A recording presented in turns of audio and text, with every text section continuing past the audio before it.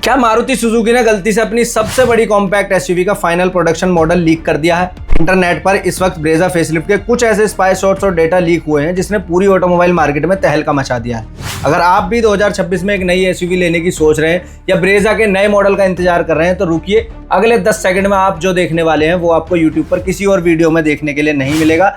आज हम सिर्फ अफवाहों की बात नहीं करेंगे, हमारे पास आ चुके हैं एक्सक्लूसिव स्पाई शॉट्स और एडवांस डिजिटल ऑटोमोटिव डाटा जिन्हें हमारी टीम ने एडवांस स्पाई शॉट एनालिटिक और सीजीआई इंजीनियरिंग सिमुलेशन के जरिए डिकोड किया है। आज की इस सिंगल वीडियो में आपको न्यू ब्रेजा फेसलिफ्ट के बिल्कुल सटीक डिजाइन, अंदर की लीक हुई लग्जरी फीचर्स, इसकी क्रांतिकारी new boot space CNG technology और इसकी बिल्कुल कंफर्म लॉन्च टाइमलाइन का पता चलने वाला है। इस वीडियो को देखने के बाद आपको इंटरनेट पर किसी और वीडियो को देखने की जरूरत नहीं पड़ेगी। अब स्क्रीन पर ध्यान से देखिए क्योंकि मारुति ने यहाँ पर दो बड़े बदलाव किए हैं। देखिए, किसी भी सीएनजी गाड़ी को आप देखते हैं तो उसका सीएनजी सिलेंडर बूट स्पेस के अंदर रखा होता है जिससे बूट स्पेस बिल्कुल खत्म हो जाता है। लेकिन टाटा हो गई, हुंडई हो गई, ये ड्यूअल सीएनजी सिलेंडर टेक्नोलॉजी का इस्तेमाल करते हैं जिससे बूट स्पेस कभी करीब आधा बच जाता है, यानी कि यूजेबल बूट स्पेस हमें मिल जाता है। लेकिन मारुति ने यहाँ पर ब्रेजा फेसलिफ्ट में क्या किया है, सिलेंडर को बूट फ्लोर के नीचे यानी कि इसके अंडरबॉडी फ्रेम में शिफ्ट कर दिया है। इसका मतलब है आपको पेट्रोल वेरिएंट की तरह पूरा ही यहाँ पर 328 लीटर का बूट स्पेस मिलने वाला है, वो भी बिना किसी समझौते के एयर इन्फ्लेटर के साथ में। अब एक बार इस वाले स्पाई शॉट को देखिए जो कि हाल ही में कैप्चर किया गया है। इसमें इसके एग्जॉस्ट पर देखेंगे तो कुछ पाइप सिस्टम और नीचे कुछ पाइप्स जो है इसके रियर बम्पर के नीचे काफी ज्यादा लगी हुई है। तो लोग कह रहे हैं नई सीएनजी की टेस्टिंग चल रही है, नई इंजन की टेस्टिंग चल रही है, लेकिन पूरी बात आपको कोई भी नहीं बताएगा।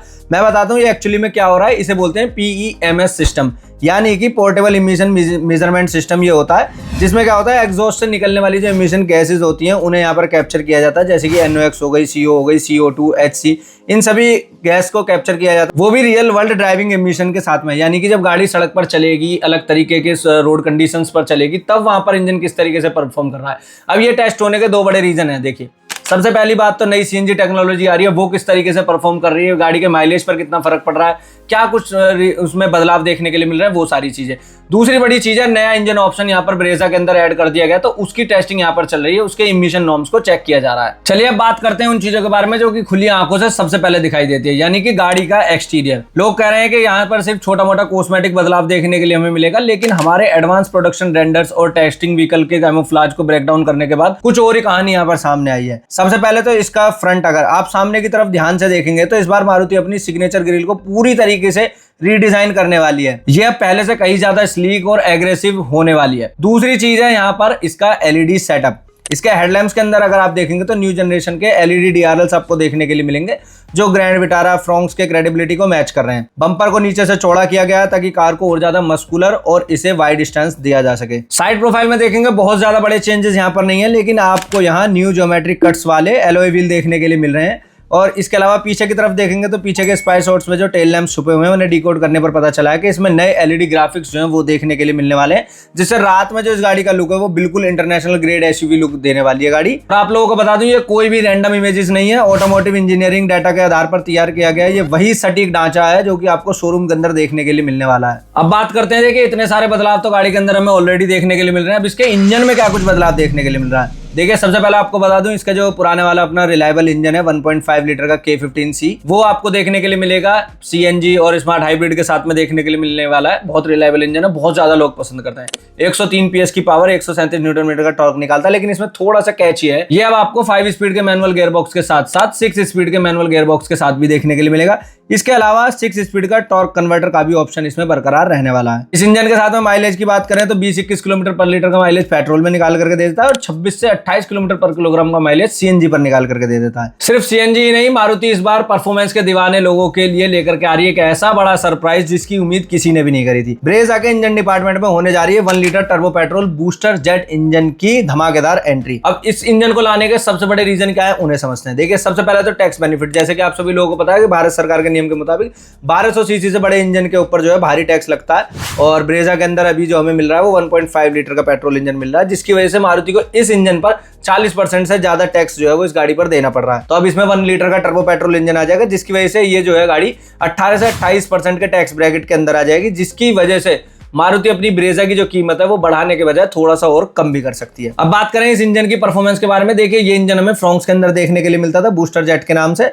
और ये जनरेट करता है करीब 100 PS की पावर, 148 न्यूटन मीटर का टॉर्क। अब इस इंजन की वजह से होगा क्या कि जो अभी ब्रेजा है उसके अंदर पिकअप जो है, क्योंकि ये टर्बो इंजन है तो पिकअप जो है वो पहले से बढ़ जाएगा, तो गाड़ी का जो है फन टू ड्राइव फैक्ट जो है वो बढ़ जाने वाला है। अब नया इंजन है, नए गियर बॉक्स के साथ में दिया जाएगा, 5 स्पीड मैनुअल गियर बॉक्स के साथ में दिया जाएगा, तो इसमें फन टू ड्राइव वाला फैक्टर खत्म हो जाएगा। इसीलिए इस इंजन के साथ में 6 स्पीड का मैनुअल ट्रांसमिशन और 6 स्पीड के टॉर्क कन्वर्टर ऑटोमेटिक ट्रांसमिशन का ऑप्शन जो हमें देखने के लिए मिलेगा। इसकी वजह से गाड़ी को जब आप क्रूज करेंगे या फिर इसमें जो इसे हाईवे पर चलाएंगे तो इसमें बहुत ज्यादा रिलैक्स इंजन ही आपको फील होगा, और इसके अलावा परफॉर्मेंस का और भी मजा आपको मिले, इसलिए पैडल शिफ्टर्स भी आपको इस वेरिएंट में मिलेंगे। लेकिन एक बात जरूर ध्यान रहे, जो लोग चाहते हैं कि हमें माइलेज अच्छा चाहिए और हमें जो है एक सिंपल ओरिएंटेड इंजन चाहिए, तो उनके लिए 1.5 लीटर का नेचुरल एस्पिरेटेड पेट्रोल इंजन जो है वो अभी भी कंटिन्यू रहने वाला है। अब चलते हैं गाड़ी के इंटीरियर में, क्योंकि असली गेम जो है वो यहीं पर खेला गया है। जहां पर मौजूदा ब्रेजा का इंटीरियर आपको थोड़ा सा ओल्ड स्कूल टाइप का पुराने जमाने का लगता है, वहीं पर 2026 फेसलिफ्ट में मारुति ब्रेजा का इंटीरियर काफी ज्यादा प्रीमियम लग्जरी कार की आपको याद दिलाने वाला है। क्योंकि यहाँ पर अगर आप देखेंगे हमारे इंडस्ट्रियल इंटीरियर प्रेडिक्शन के मुताबिक कैबिन के अंदर ये 5 बड़े बदलाव आपको 100% देखने के लिए मिलने वाले हैं। सबसे पहले बदलाव की बात करें तो वो यहाँ पर इंफोटेनमेंट सिस्टम में होने वाला है। अभी वाली ब्रेजा में देखते हैं तो इसके डैशबोर्ड में ही इंटीग्रेटेड आपको इसका इंफोटेनमेंट सिस्टम देखने के लिए मिलता है, लेकिन अब नई ब्रेजा के अंदर पहले से बड़े साइज का यहाँ पर फ्लोटिंग इंफोटेनमेंट सिस्टम देखने के लिए मिलने वाला है, जो कि मारुति के नए smart play pro plus UI वाला बड़ा टच स्क्रीन रहेगा, जो कि wireless Android auto, Apple CarPlay सभी चीजों को सपोर्ट करने वाला है। दूसरा बड़ा चेंज होने वाला है इसके इंस्ट्रूमेंट क्लस्टर के अंदर। अब ड्राइवर के सामने आपको पुराने वाला वो इंस्ट्रूमेंट क्लस्टर देखने के लिए नहीं मिलेगा, बल्कि सुजुकी का नया डिजिटल कंसोल यहाँ पर आने वाला है, जिसके अंदर आपको नेविगेशन से लेकर छोटी से लेकर बड़ी इंफॉर्मेशन सारी मिलने वाली है, जैसे कि लेवल 2 एडास की इंफॉर्मेशन हो गई, टायर प्रेशर मॉनिटराइजेशन सिस्टम होगा, और भी कई सारी इंफॉर्मेशन आपको यहां मिलेगी। तीसरा बड़ा चेंज होने वाला है इस गाड़ी के डैशबोर्ड में। डैशबोर्ड को नया सॉफ्ट टच मटेरियल दिया जाएगा, नया लेआउट डिजाइन यहां पर आपको देखने के लिए मिलेगा, और छोटे मोटे जो है इसमें कॉस्मेटिक डिजाइन चेंज किए जाएंगे, जिसकी वजह से ये जो है बिल्कुल बेहतरीन लुक के साथ में एक लग्जरी प्रीमियम फील आपको देने वाला है। नेक्स्ट बड़ा चेंज होने वाला है इसके कंट्रोल्स में, क्योंकि यहाँ पर पुराने रोटरी बटन जो थे इसके एसी को कंट्रोल करने के लिए, उनकी जगह यहाँ पर मॉडर्न टच पैनल ने ले ली है। और इसके अलावा टॉप एंड वेरिएंट के अंदर आपको फ्रंट में वेंटिलेटेड सीट्स भी देखने के लिए मिलेंगी। इसके बाद जो नेक्स्ट बदलाव है वो मैं आपको पहले बता चुका हूं, लेवल 2 एडास। गाड़ी के अंदर लेवल 2 एडास आ जाने वाला है, रेडार बेस एडास सिस्टम रहेगा। इसके अलावा 360 डिग्री कैमरा जैसे फीचर्स जो है वो गाड़ी के अंदर आ जाने वाले हैं, यानी कि अब सेफ्टी जो है वो मारुति ब्रेजा की नेक्स्ट लेवल जाने वाली है।